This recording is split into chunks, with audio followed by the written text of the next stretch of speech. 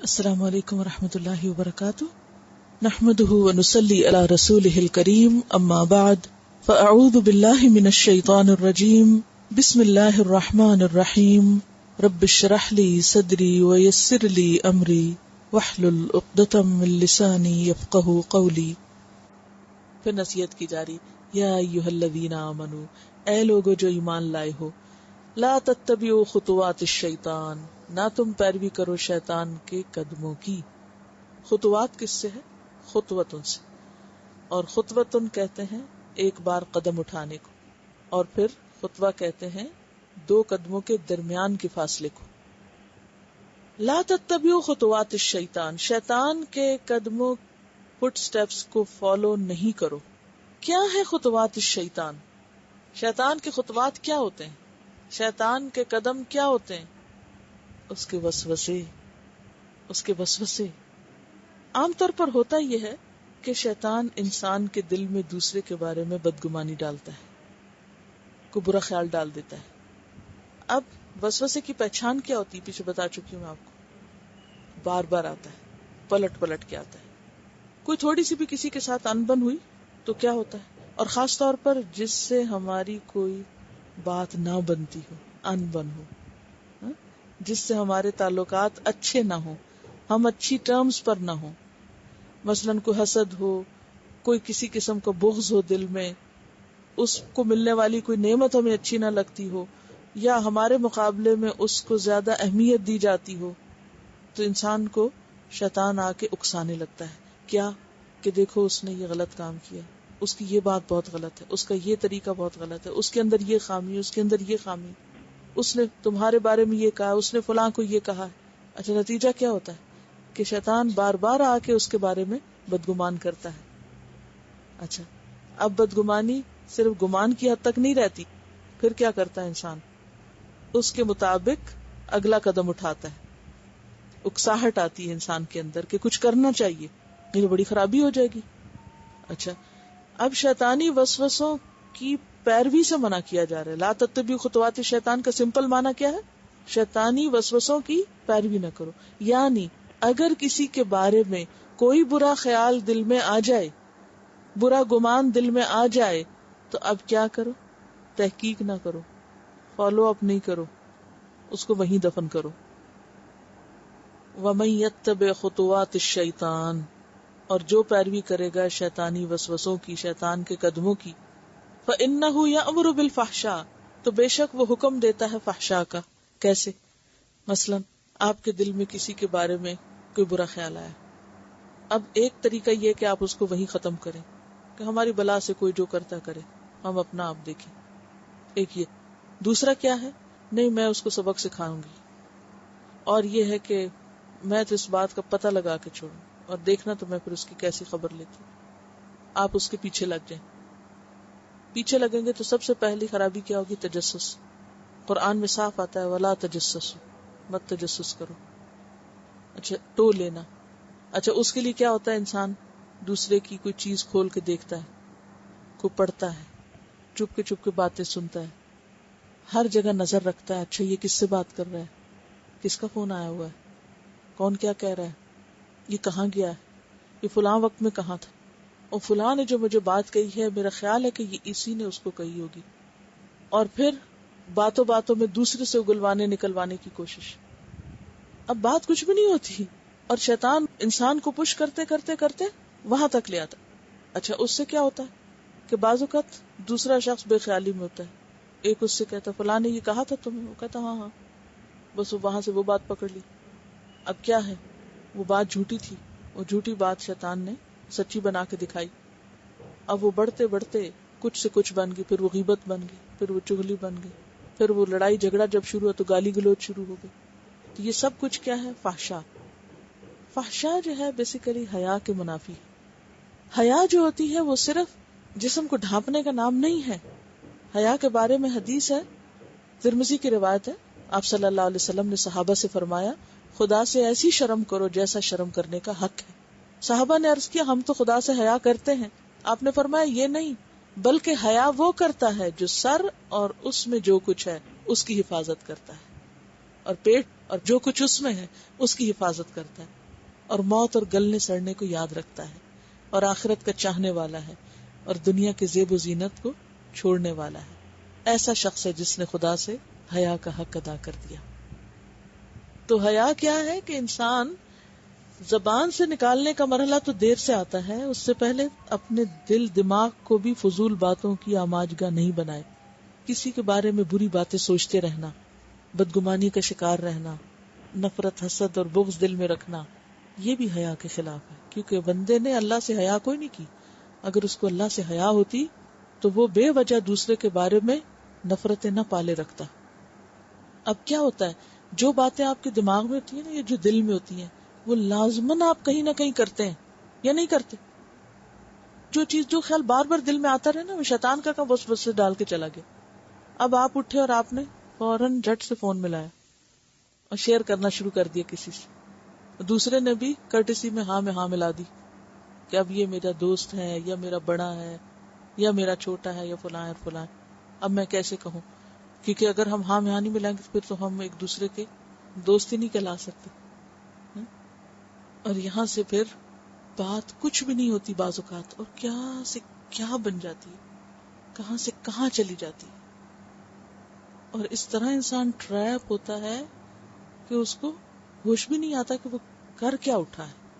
وَإِنَّهُ يَأْمُرُ بِالْفَحْشَاءِ وَالْمُنْكَرِ. یہ کہہ رہی ہیں کہ بعض اوقات ماں بیٹی اور بہن بہن سے جو باتیں کرتے ہیں اس میں انسان بھول جاتا ہے کہ وہ حق کر رہا ہے یا ناحق کر رہا ہے. کیونکہ وہ اسبہ والی بات کہ خون کے رشتے بعض اوقات کیا کرتے ہیں، بے وجہ ایک دوسرے کا ساتھ دیتے ہیں. حق اور ناحق دونوں پہ دے رہے ہوتے ہیں، اور ہم سمجھتے ہیں کہ ہم ایک دوسرے کے بڑے ہی خیر خواہ ہیں، حالانکہ ہم ایک دوسرے سے جی بھر کے دشمنی کر رہے ہوتے ہیں. فَإِنَّهُ يَأْمُرُ بِالْفَحْشَاءِ وَالْمُنْكَرِ. پس بے شک وہ حکم دیتا ہے فحشاء کا اور منکر کا. وَلَوْلَا فَضْلُ اللَّهِ عَلَيْكُمْ وَرَحْمَتُهُ. اور اگر اللہ کا فضل اور اس کی رحمت نہ ہوتی، مَا زَكَىٰ مِنْكُمْ مِنْ أَحَدٍ أَبَدًا. نہ پاک ہوتا تم میں سے کوئی ایک کبھی تزکیہ نہ ہو سکتا.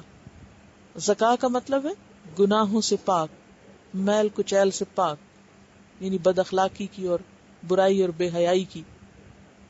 ایک دفعہ مجھے کسی اسکالر سے ملنے کا اتفاق ہوا تو میں نے ان سے ایک ایڈوائس چاہی. کیونکہ بعض اوقات آتا ہے کہ جب انسان کسی اہل علم سے ملتا ہے یا کسی بڑے سے ملتا ہے تو اس سے ایڈوائس لیتا ہے کہ مختلف کاموں میں مجھے کیا کرنا چاہیے. میں نے کہا کہ بعض اوقات لوگ بلا وجہ کی غلط قسم کی باتیں عام کرتے ہیں، تو ایسے موقع پہ کیا کرنا چاہیے ہمیں. تو انہوں نے مجھ سے کہا کہ دیکھو، اگر کوئی کچھ کہہ رہا ہے اور وہ تم تک نہیں پہنچتا تو تمہیں شکر کرنا چاہیے، اور جو کوئی بری بات کر رہا ہے اس کی نیکی تم تک پہنچ رہی ہے، فکر ہی نہیں کرنے کی ضرورت. لیکن جو تمہیں آ کے بتائے تم سمجھو کہ وہ تمہارا دوست نہیں، اور وہ حیا سے خالی شخص ہے کہ اس نے تم سے حیا نہیں کیا کہ تمہارے منہ پہ آ کے تمہارے خلاف بات کو کوٹ کر رہا ہے. تو اس دن مجھے واقعی سمجھ آئی کہ فحشاء اور حیا اور بے حیائی کا مطلب کیا ہے. ہم حیا کا مطلب صرف یہ لیتے ہیں کہ ہم کپڑوں کے بغیر ہوں یا کپڑے صحیح نہ پہنے ہوں، اس سے آگے حیا کا معنی نہیں ہم سمجھتے. یہ بھی بے حیائی میں شامل ہے کہ انسان کسی کے منہ پہ جا کے کہے کہ فلاں تمہارے بارے میں گالی دے رہا ہے اور وہ گالی کوٹ کرے، یا یہ کہ وہ کسی کی بری بات آپ تک پہنچائے. تو وہ کیا ہے دراصل، بعضوں کو دوسرے بڑے ہمدرد بن کہتے پتہ تمہارے بارے میں فلانا کیا کہتا ہے، نہیں مجھے تو نہیں پتا. وہ یہ کہتا ہے، اور وہ جو غلط قسم کا جملہ یا بات ہوتی ہے وہ جو کسی نے کہی اس نے تو جرأت نہیں کی، لیکن یہ جو آپ کے قریب کے آپ کے ساتھی ہیں اور جو آپ کے بڑے ہمدرد بنتے ہیں، انہوں نے آپ کو آ کے ایک بری بات کوٹ کر کے آپ کا عمل بھی خراب کیا، آپ کا دل بھی خراب کیا، اور پھر اس غلط بات کو آگے سے آگے پہنچانے پھیلانے میں ہتھیار بنے. اس کو کہتے ہیں شیطان کے قدموں کی پیروی. کیا کرنا چاہیے؟ مثلاً اگر آپ کی ماں کے بارے میں یا بہن کے بارے میں کوئی غلط بات کرتا ہے، کیا رویہ ہونا چاہیے آپ کا؟ خاموش، غلط بات ہے، کیوں خاموش ہو جانا چاہیے؟ ھذا افک مبین کہنا چاہیے. یہی تو ہم 2 دفعہ پڑھ چکے ہیں کہ کیوں نہ کہا تم نے کہ ھذا افک مبین. آپ کو پتا ہے آپ کی ماں کیسی ہے، آپ کو پتا ہے آپ کی بہن کیسی ہے. جو چیز آپ نے اپنی آنکھوں سے کسی کے اندر نہیں دیکھی، اگر کوئی آپ کو کہہ رہا ہے کہ فلاں تو جھوٹا ہے یا فلاں ایسا ہے، اور آپ کو پتا ہے کہ اس نے ایسا نہیں کیا، تو آپ کو خاموش نہیں رہنا اس وقت. کیا کہنا ہے؟ لمبی باتیں بھی نہیں کرنی, صرف ایک بات, ھذا افک مبین, یہ بالکل غلط بات ہے, میں اس پہ یقین نہیں کرتا. بس آپ کا کام ختم. اس سے آگے تردیدوں کی بھی ضرورت نہیں, بحثوں کی بھی ضرورت نہیں. کچھ لوگ دفاع میں حد سے بڑھ جاتے ہیں, وہ دوسرے کی تعریفوں کے پل باندھنا شروع کر دے, اس سے اور کام خراب ہوتا ہے. نہ زیادہ تعریفوں کی ضرورت ہے اور نہ خاموشی کی, بلکہ کیا, آپ کے سامنے مثلاً آپ کی بہن, آپ کے بچے, آپ کی ماں, آپ کے رشتہ دار, یہ کوئی بھی آپ کا رشتہ اس کے بارے میں کوئی غلط بات کہتا ہے, تو اب آپ کو یہ نہیں کرنا کہ وہ غلط بات اٹھا کے لا کے کہ اماں آپ کو پتا ہے آپ کے بارے میں لوگ کیا کہتے ہیں, یہ کہتے ہیں. اب آپ نے ماں کو خوش کیا, ماں کو کیا فائدہ پہنچایا؟ جب بات ہی جھوٹی ہے جس کی حقیقت ہی کچھ نہیں اور آپ کو پتا ہے کہ جھوٹ ہے, تو اس جھوٹ کو کیری کر کے اٹھا کے, یہ ایسے ہی جیسے گندگی کا ٹوکرا یہاں سے اٹھایا اور جا کے دوسرے کے سامنے پیش کر دیا. یہ دیکھو, یہ بھی بے حیائی کا کام ہے, یہ بھی فحشا پھیلانے کا کام ہے. کرنا کیا چاہیے کہ جہاں کوئی غلط بات کر رہا ہو اس کو وہاں کٹ ڈاؤن کریں. جب ایک بندہ کسی کو کٹ کرتا ہے, مثلا کوئی جھوٹی بات کر رہا ہے اور دوسرا یہ کہے کہ یہ جھوٹ ہے, میں اس کو نہیں مان سکتا, اس بندے کے اندر جرأت ختم ہو جائے گی کہ وہ دوبارہ کسی اور کے سامنے کرے. اس کا حوصلہ ٹوٹے گا. جب وہ کسی اور کے سامنے کرے گا اور وہ بھی آگے سے کہے یہ جھوٹ ہے, پھر کیا ہوگا, وہ تیسرے کے سامنے کرتے ہوئے جھجکے گا یا نہیں؟ جھجکے گا. اب تیسرے نے اگر اس کو کہہ دیا یہ جھوٹ ہے, اس کے بعد وہ چپ ہو جائے. ہم میں یہ اخلاقی جرأت نہیں ہوتی. ہمیں پتا ہوتا ہے ایک جھوٹی بات کسی کے بارے میں کہی جا رہی ہے اور ہم اس وقت اپنے آپ کو دفاع کرنے میں اور اپنے کو سمیٹنے کی بس فکر کرتے ہیں, اور ہمیں پتا بھی ہو تو ہم کہتے نہیں کہ جھوٹ ہے. کیوں؟ کیونکہ پھر وہ شخص برا مان جائے گا, یا یہ کہ وہ کہے گا کہ ہم نے اس کی ہاں میں ہاں نہیں ملائی.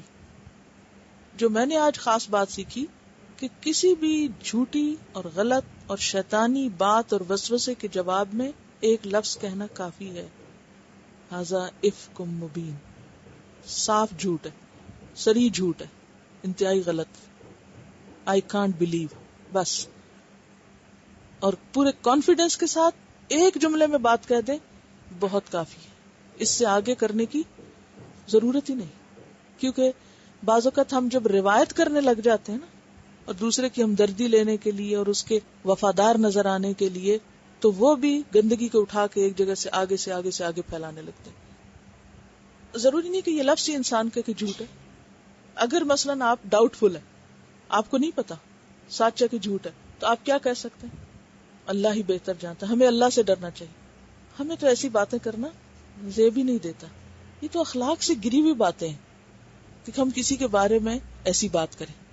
آپ دیکھیں کہ گندی چیز اگر آپ اپنے برتن میں ڈالتے ہیں تو کیا ہوتا ہے؟ اس گندی چیز کا تو کچھ نہیں جاتا, آپ کا برتن گندا ہوتا ہے. ہاں؟ اگر ہم اس زبان سے کوئی گندی بات بولتے ہیں تو یہ گندی نہیں ہوتی, ہم گندے ہوتے ہیں. گندی باتوں کو روایت کرنا جو ہے اور آگے بڑھانا اور پھیلانا جو ہے, وہ گندگی کو رواج دینا ہے. اگر کسی نے کسی کو آخری درجے کا کبیرہ گناہ کرتے ہوئے اپنی آنکھوں سے بھی دیکھ لیا, تو بھی اس کے لیے اجازت ہی نہیں کہ وہ اس کو منہ سے نکالے بھی, جب تک کہ وہ چار گواہ نہ رکھے. منہ سے بھی نہیں نکال سکتے. آپ نے دیکھا ہے اپنی آنکھوں سے, آپ اس کو پھیلا ہی نہیں سکتے. لیکن آپ دیکھیں ہم اپنی مجلسوں میں بیٹھ کے کیسی کیسی باتیں کر رہے ہوتے ہیں. تو ایسی باتیں اپنی گفتگو سے ٹوٹلی نکالنے کی ضرورت ہے. مومن ہونے کے لیے شرط ہے یہ, ان کنتم مومنین, یہ ایمان کا حصہ ہے. تو یہاں پر اللہ تعالیٰ فرماتے ہیں اگر اللہ کا فضل نہ ہوتا تو تم میں سے کبھی کوئی پاک نہیں ہو سکتا تھا, کوئی گناہوں سے بچ نہیں سکتا تھا. یہ اللہ ہی ہے پھر جو بچاتا ہے. من احد ابدا ولکن اللہ یزکی من یشاء, لیکن اللہ جس کو چاہتا ہے پاک کرتا ہے. اور وہ کس کو چاہتا ہے؟ جو طلب کرے اور جو تزکیہ اختیار کرنا چاہے. قد افلح من تزکا واللہ سمیع علیم, اور اللہ سننے والا جاننے والا ہے. تو خلاصہ یہ ہے کہ کسی کے خلاف کوئی طوفان اٹھانا, غلط پروپیگنڈا کرنا, یہ سب تواضع کے خلاف ہے, بندگی کے خلاف ہے.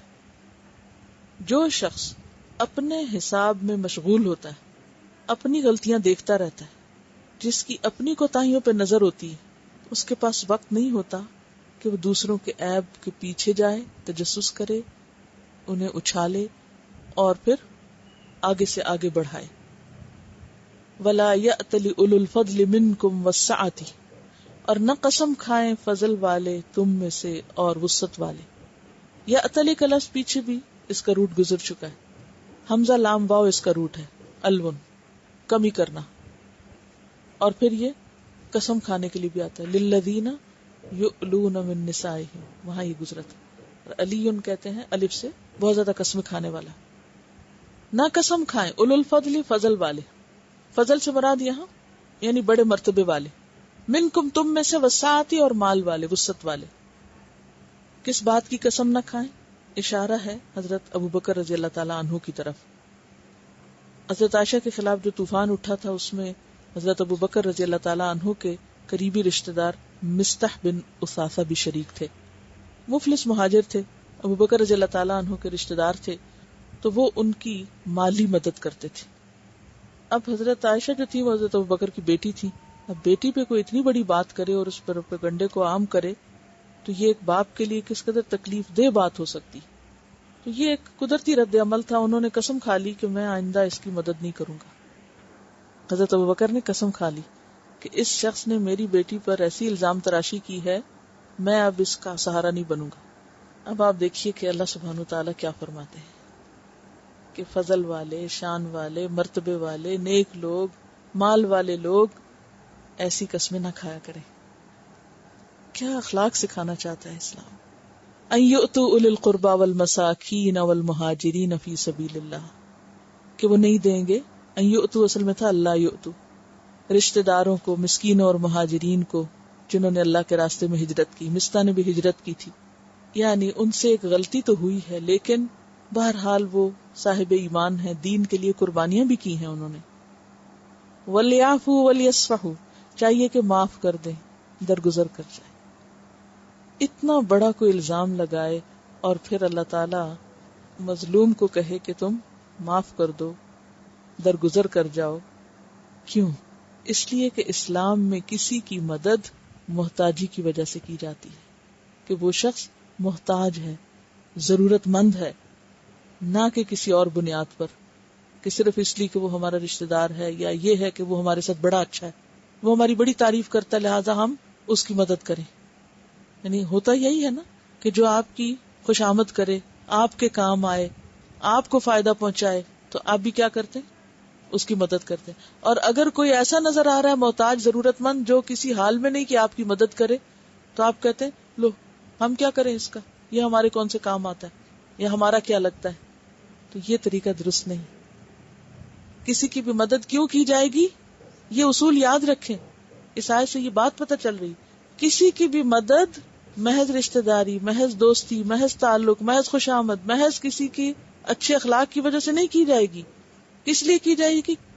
صرف ایک وجہ سے کہ یہ ضرورت مند ہے، بھلے یہ مجھے سلام کرتا ہے یا نہیں، یہ میرے کام آتا ہے یا نہیں، یہ میرا ساتھ دیتا ہے یا نہیں، یہ میرے ساتھ اچھا کرتا ہے یا میرے ساتھ برا کرتا ہے، یہ جو بھی کرتا ہے یہ اس کے ساتھ ہے، اور میرا فرض کیا بنتا ہے کہ میں کیا کروں، جو ڈیزرو کرتا ہے میں اس کو اس کا حصہ دوں. یہ ہوتا ہے اللہ کے لیے کوئی کام کرنا. ہم سب کہتے ہیں نا ہم تو کسی کی خدمت اللہ کی خاطر کر رہے ہیں. مثلا میں آپ کو پڑھا رہی اور میں یہ دعویٰ کروں کہ میں تو اللہ کی خاطر پڑھا رہی ہوں، اور اگر آپ میں سے کوئی شخص میرے ساتھ اچھا سلوک نہ کرے تو میں اسے کہوں تم کلاس سے نکل جاؤ اور کل سے پڑھنے نہیں آنا. تو یہ اس بنیاد پر تو نہیں کہ میں صرف اس کو پڑھاؤں جو میری خوشامد کرے، اور جو خوشامد نہ کرے اس کو باہر نکال دوں. نہیں، مجھے تو اپنا فرض پورا کرنا ہے، کوئی اچھا کرے یا برا کرے. اس لیے نہیں کرنا کہ کوئی میرا تابع دار ہے، کوئی میری بات سنتا ہے، کوئی میرے کام آتا ہے تو میں بھی اس کے ساتھ اس کو بہت اچھی طرح اس کی مدد کروں، اور اگر کوئی میرے کام نہیں آیا یا کسی نے میری بات نہیں سنی تو میں اس کو باہر نکال دوں، یا اس کے ساتھ بد اخلاقی کروں، یا ڈانٹ ڈپٹ کروں، یا ناراضگی کا اظہار کروں. نہیں، کیونکہ اگر میرا دعویٰ سچا ہے کہ میں اللہ کی خاطر کر رہی ہوں تو میرے ساتھ کوئی کچھ بھی کرے، مجھے اپنے اخلاق اور اپنے عمل کو درستی رکھنا ہے، کیونکہ وہ اللہ کے لیے ہے. ہمیں اپنے رویے کو لوگوں کے تابع نہیں کرنا. کہ لوگ اچھے ہوں گے، بات مانیں گے تو ہم بھی بڑے خوش اخلاق ہیں، اور اگر لوگ اچھا نہیں کرتے تو ہم کیا ہو جائیں؟ انتہائی بد اخلاق ہو جائیں، بات بات پہ ناراض ہونے لگے، بات بات پہ ہم لڑنے جھگڑنے لگے لوگوں سے. یہ تو اچھا اخلاق نہیں ہے. اب ہونا تو یہ چاہیے تھا کہ اللہ تعالیٰ خود حکم دیتے کہ دیکھو ابو بکر، تمہارے ساتھ اس شخص نے اچھا نہیں کیا، تم بھی آج کے بعد بس اس کا کھانا پانی بند کر دو. ایسے کو تیسا ان کو سبق سکھانا چاہیے. اگر ہمارے جیسا ہوتا کوئی کسی کو مشورہ دینے والا تو ہم تو ایسے ہی مشورہ دیتے ہیں. کوئی ہم سے پوچھنے آتا بھی فلاں کہ میں خدمت کرتی تھی، مدد کرتی تھی، اس نے مجھے ڈانٹ دیا، اب بتاؤ میں کیا کروں. ہم کہتے کوئی ضرورت نہیں اس کے پاس جانے کی، اپنا کام کرو، کہیں اور نیکی کر لو، ضرور وہیں جانا ہے. تو بات یہ ہے کہ ذاتی شکایات، لکھ لیجیے یہ لفظ، کسی سے ذاتی شکایت کی بنیاد پر اس کی مدد، اس کی خدمت روکنی نہیں چاہیے. وَلْيَعْفُوا وَلْيَصْفَحُوا، چاہیے کہ معاف کرتے جائیں، درگزر کرتے جائیں، جو جس کا اخلاق ہے وہ کرتا جائے، اور ہمیں کیا کرنا ہے جو ہمارا فرض بنتا ہے. الا تحبون ان یغفر اللہ لکم، کیا تم پسند نہیں کرتے کہ اللہ تم کو معاف کر دے؟ ہم بھی تو ڈھیروں قصور کرتے ہیں، ہم بھی تو دن رات غلطیاں کرتے ہیں. کیا ہم اپنے لیے نہیں چاہتے کہ ہمیں بھی معافی مل جائے؟ تو تم دوسروں کو معاف نہیں کرو گے. جب آپ کا دل کسی کے بارے میں بھر جائے کہ میں اس کو معاف نہیں کر سکتی، تو یہ سوچ کے کیا کریں کہ میں اپنے لیے بھی تو معافی چاہتی ہوں، میں بھی تو غلطیاں کرتی ہوں. تو اس پر حضرت ابوبکر صدیق رضی اللہ تعالیٰ عنہ نے بے ساختہ پکار کے کہا، کیوں نہیں اے ہمارے رب، ہم ضرور یہ چاہتے ہیں کہ تو ہمیں معاف کر دے. اس کے بعد انہوں نے اپنی قسم کا کفارہ ادا کر کے واپس حضرت مستح کی مدد شروع کر دی. یہ بھی آتا روایات میں کہ پہلے سے زیادہ بڑھا دی اور کہا کہ آج کے بعد یہ مدد کبھی بند نہیں ہوگی. مستح جو بھی کرے آج کے بعد میں اس ہاتھ کو نہیں روکوں گا، کیونکہ مجھے تو اللہ نے دیا ہے اور میں نے اللہ کے نام پہ دینا ہے، کسی کے اخلاق کردار کی وجہ سے اس کی خدمت میں مدد نہیں کرنی. واللہ غفور الرحیم، اور اللہ بخشنے والا مہربان ہے. اس کے بعد فرمایا ان الذین یرمون المحصنات الغافلات المؤمنات، بے شک وہ لوگ جو الزام تراشی کرتے ہیں پاک دامن عورتوں پر، غافل عورتوں پر یعنی بھولی بھالی مومن عورتوں پر، لعنوا فی الدنیا والآخرہ، ان پہ لعنت کی گئی دنیا اور آخرت میں. یعنی کسی ایسی بچی پر جو معصوم ہو، بھولی بھالی ہو، اس پہ زنا کا الزام لگانا، پیچھے بھی یرمون کا لفظ آپ پڑھ چکے ہیں، الزام زنا کے لیے آتا ہے. ایسے لوگ دنیا آخرت میں اللہ کی رحمت سے دور ہیں، لعنت کے مستحق ہیں. وَلَهُمْ عَذَابٌ عَظِيمٌ، اور ان کے لیے بہت بڑا عذاب ہے. حضرت ابو ہریرہ سے روایت ہے کہ رسول اللہ صلی اللہ علیہ وسلم نے فرمایا 7 ہلاک کرنے والی چیزوں سے بچو. لوگوں نے پوچھا اللہ کے رسول صلی اللہ علیہ وسلم وہ کیا ہیں؟ آپ نے فرمایا اللہ کے ساتھ کسی کو شریک کرنا، جادو کرنا، قتل ناحق کرنا، سود کھانا، یتیم کا مال ہڑپ کرنا، میدان جنگ سے پیٹ پھیر کے بھاگ جانا، اور مومن بھولی بھالی پاک دامن عورتوں کو بدکاری کی تہمت لگانا. یہ کبیرہ گناہوں میں سے ایک ہے. متفق علیہ روایت ہے. طبرانی کی روایت میں آتا ہے کہ پاک دامن عورت پہ تہمت لگانا 100 سال کے اعمال کو غارت کر دینے کے لیے کافی ہے. یعنی انسان کی عمر بھر کی نیکیاں برباد ہو جاتی ہیں ایک گناہ کی وجہ سے. اور پھر حضرت عائشہ رضی اللہ تعالی عنہا جیسی خاتون کے اوپر تہمت تو انسان سوچ بھی نہیں سکتا. وَلَهُمْ عَذَابٌ عَظِيمٌ، اور ان کے لیے بہت بڑا عذاب ہے. اور انسان کو ہمیشہ یاد رکھنا چاہیے کہ انسان جب کسی کے بارے میں زبان کھولے، وہ لفظ اس تک پہنچنے سے پہلے اللہ تک پہنچ جاتے ہیں اور ہمارے نامہ اعمال میں لکھے جاتے ہیں. اگر انسان کو یہ یقین ہو تو کوئی بے سوچے سمجھے بات نہ کرے.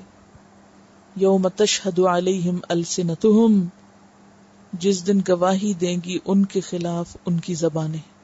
یہ زبان جو ہم بے سوچے سمجھے استعمال کرتے ہیں، قیامت کے دن خود انسان کے خلاف بولے گی. وَأَيْدِيهِمْ، اور ان کے ہاتھ بھی بولنے لگ جائیں گے. وَأَرْجُلُهُمْ، اور ان کے پاؤں بولنے لگیں گے. بِمَا كَانُوا يَعْمَلُونَ، جو کچھ وہ عمل کرتے تھے. سورۃ یاسین میں بھی آتا ہے الْيَوْمَ نَخْتِمُ عَلَىٰ أَفْوَاهِهِمْ وَتُكَلِّمُنَا أَيْدِيهِمْ وَتَشْهَدُ أَرْجُلُهُمْ بِمَا كَانُوا يَكْسِبُونَ. یاد رکھیں یہ ہاتھ اور یہ پاؤں ہمارے نہیں ہیں، یہ ہمارے نہیں ہیں، یعنی کتنا پیار اور کتنا محبت ہوتی ہے نا ہمیں اپنی ہر چیز سے. ہاتھ دیکھتے رہتے ہیں, پھر ان کو سجاتے بناتے رہتے ہیں, کیا کچھ ان کے لیے کرتے ہیں. کبھی انگوٹھیاں پہنیں گے, کبھی کچھ سجائیں گے. بہت سے لوگوں کو میں دیکھا کہ وہ بات کرتے ہوئے اپنے ہاتھ دیکھتے رہتے ہیں, یا پاؤں دیکھتے رہتے ہیں. پاؤں کی کیئر کے کتنے کتنے پیسے خرچ کرتے ہیں, پیڈی کیئر کے لیے اور معلوم نہیں کس کس کے لیے. کس لیے اتنی کیئر کس لیے کرتے ہیں؟ کہ یہ ہمارے ہاتھ ہیں. باتیں بھی کرتے ہیں ہمارے ہاتھ ایسے تھے اور اب ایسے ہو گئے ہیں اور ویسے ہیں اور معلوم نہیں کیا کیا. یعنی احساس میں یہ دلانا چاہتی ہوں کہ ہمیں اپنے جسم سے کتنی محبت ہے نا. کبھی سوچا ہم نے کہ قیامت کے دن یہ اٹھ کے ہمارے خلاف بولنے لگے, کیسا بڑا دشمن جو دن رات ہمارے ساتھ ہے. تو ان ہاتھوں سے کوئی ایسا کام نہ کریں, ان پاؤں سے کوئی ایسی چیز نہ کریں کہ یہ الٹ کے بولنے لگے. یہ ہمارے نہیں ہیں, یہ صرف ہم مانتے ہیں تھوڑی دیر کے لیے. قیامت کے دن اللہ کے پاس اللہ کے گواہ بن کے ہمارے خلاف بولیں گے. کون پھر انکار کس چیز کا کرے گا جب انسان کا جسم ہی اس کے خلاف بولنا شروع ہو جائے. آپ اگر کبھی بات کر رہے ہو نا اور بچہ بیچ میں بات کاٹ کے کہہ دے نہیں اماں یہ ایسے نہیں ویسے تھا. مثلاً آپ کبھی کوئی گھر میں مہمان آتا ہے یا کبھی فون پہ کسی سے کوئی بات کر رہے ہوتے ہیں تو وہ بیچ میں چاہے وہ ان کو غلط فہمی ہو وہ کبھی بول دیں تو آپ کو کتنا برا لگتا ہے کہ یہ تم کون ہو. اور ہو سکتا ہے کہ بات بند کر کے تو ایک لگائیں اس کو کہ تم اتنے ہوشیار بن رہے تھے کہ میری بات تم نے کاٹی. تو بچے اپنے ہوتے ہیں نا, تو اگر اپنی چیز اپنے خلاف بولنے لگے تو بہت غصہ آتا ہے انسان کو.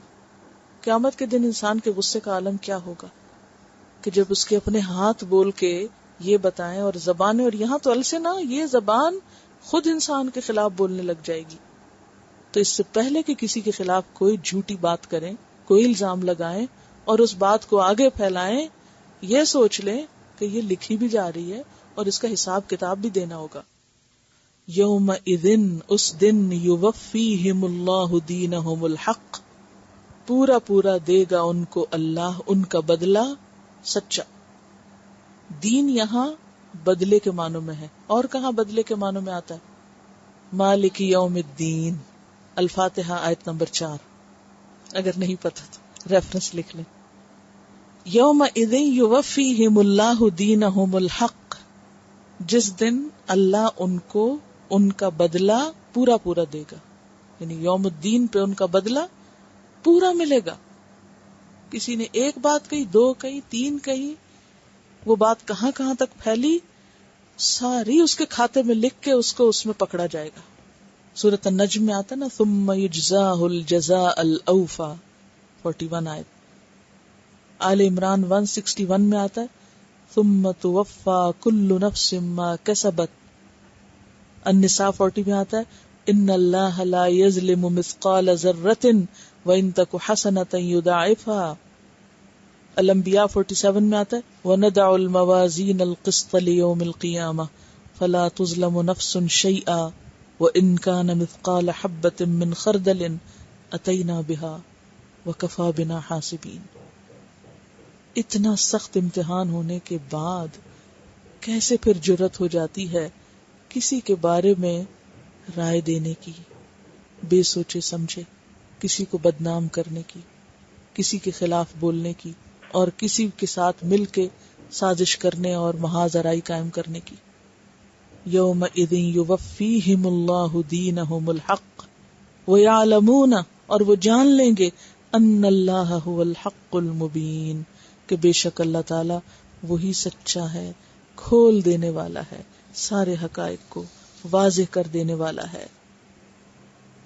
الخبیثات للخبیثین, خبیث باتیں خبیث لوگوں کے لیے ہیں. والخبیثون, اور خبیث لوگ, للخبیثات, خبیث باتوں کے لیے. والطیبات, اور پاکیزہ باتیں, کلمہ طیبہ, للطیبین, پاکیزہ لوگوں کے لیے, انہی کو زیب دیتے ہیں. والطیبون, اور پاکیزہ لوگ, للطیبات, پاکیزہ باتوں کے لیے. اولئک, یہ لوگ, مبرؤون, بری الذمہ ہیں, مما یقولون, اس سے جو لوگ کہتے ہیں, لوگ ان کے خلاف باتیں بناتے ہیں. لہم مغفرۃ, ان کے لیے بخشش ہے, ورزق کریم, اور عزت والا رزق. تو خبیث کا لفظ خباثہ سے ہے، خبثہ برا خراب، اور خبیثات خبیثتن کی جمع ہے، اور خبیثین خبیثن کی جمع ہے. تو خبیثتن کلمہ خبیثہ کے لیے بھی آتا ہے، جیسے پیچھے آپ پڑھ بھی چکے ہیں سورۃ ابراہیم میں، وَمَثَلُ كَلِمَةٍ خَبِيثَةٍ. تو خبیثات سے مراد یہاں بری باتیں، خبیث باتیں، خراب باتیں. کون سی؟ جو سکینڈلز پر اور لوگوں کے اوپر جھوٹے الزام پر اور فحاشی کی باتوں پر اور گندی باتوں پر اور غیبت چغلی پر مشتمل ہوتی ہیں. وہ کس کو ریپرزینٹ کرتی ہیں؟ خبیثین کو. یعنی خراب باتیں کرنے والے خود خبیث ہوتے ہیں، تبھی وہ خبیث باتیں کرتے ہیں. اگر وہ اچھے ہوں تو وہ خبیث باتوں میں کوئی دلچسپی نہ لیں. والخبیثون للخبیثات. دوسرا معنی عورتیں بھی کیا گیا، خبیث عورتیں خبیث مردوں کے لیے اور خبیث مرد خبیث عورتوں کے لیے. یہ ایک دوسری رائے. اور اس کا معنی واضح ہوتا ہے اس آیت سے، سورۃ النور کی آیت 3 سے، الزانی لا ينکح الا زانیۃ او مشرکہ والزانیۃ لا ينکحها الا زان او مشرک. اور اس کی وضاحت ہم کل تفصیل سے کر چکے ہیں کہ جس شخص کا اپنا مزاج بگڑا ہوا ہو، فحاشی سے اس کو دلچسپی ہو، زنا کا عادی ہو، وہ اس کا نیک صالح پاک عورت کے ساتھ بننا مشکل ہے، یا نیک صالح پاک عورت ایسے مرد کے ساتھ اس کا رہنا مشکل ہے. تو خبیث باتیں خبیث لوگوں کو ہی زیب دیتی ہیں، اور خبیث لوگ خبیث باتیں ہی کرتے ہیں. اور طیب لوگ، طیبات کس کی جمع ہے؟ طیبتن کی. اور طیبتن کیا ہے؟ کلمتن طیبہ، اچھی بات، پاکیزہ بات، عمدہ بات، اچھی گفتگو، خوبصورت گفتگو، با حیا گفتگو، سلجھی ہوئی گفتگو، مہذب گفتگو، قولاً کریما، قولوا للناس حسنا. یہ کون کرتا ہے؟ للطیبین، پاکیزہ لوگ کرتے ہیں. والطیبون، اور پاکیزہ لوگوں کے لیے، للطیبات، وہ اچھی باتوں کے لیے ہوتے ہیں، یعنی اچھی باتیں ہی ان کو زیب دیتی ہیں اور ان کی دلچسپی اچھی باتوں میں ہوتی ہے.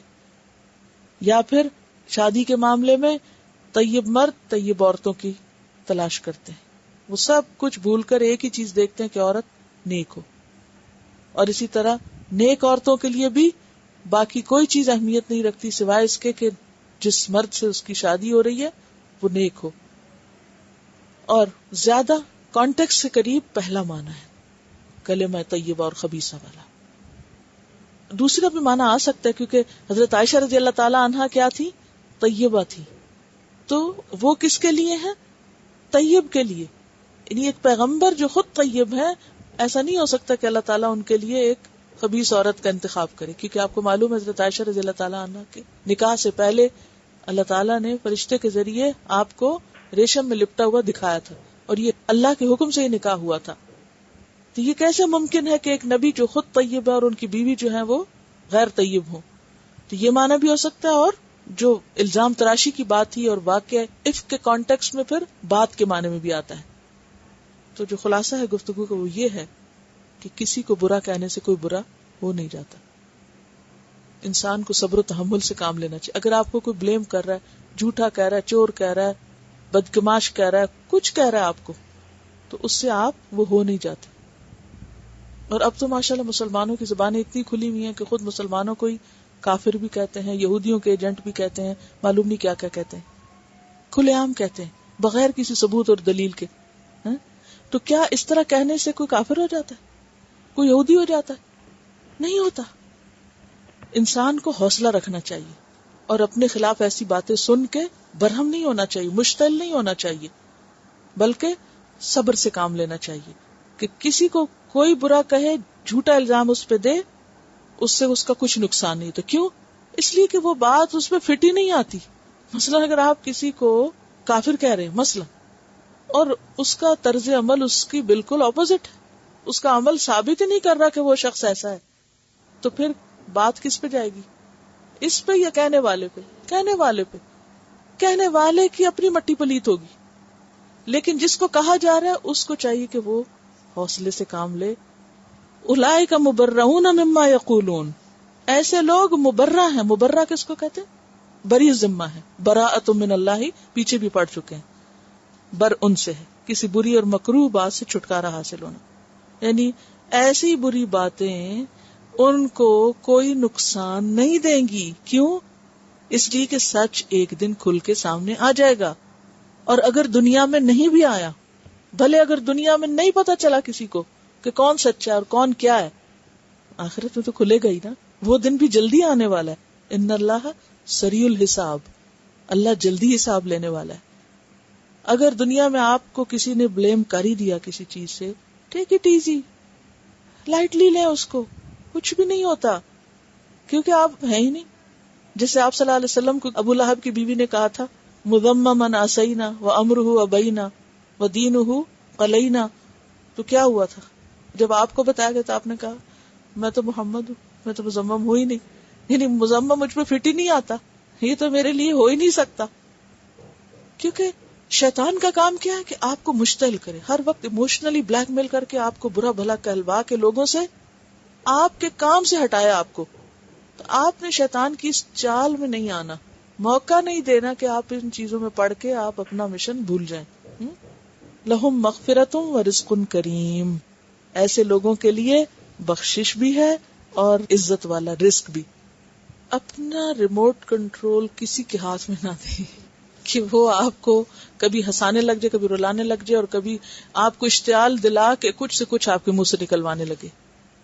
تو جب ہم کسی کے اشتعال دلانے پہ کچھ باتیں منہ سے نکال بیٹھتے ہیں تو اس کا کیا جاتا ہے؟ نیکیاں تو ہماری برباد ہوتی، اپنے اعمال ضائع کر کے بیٹھ جاتے ہیں. تو اس لیے ان چیزوں سے بچنے کی ضرورت ہے. وآخر دعوانا ان الحمد للہ رب العالمین. سبحانک اللہم و بحمدک، نشہد ان لا الہ الا انت، نستغفرک و نتوب الیک. السلام علیکم و رحمۃ اللہ وبرکاتہ.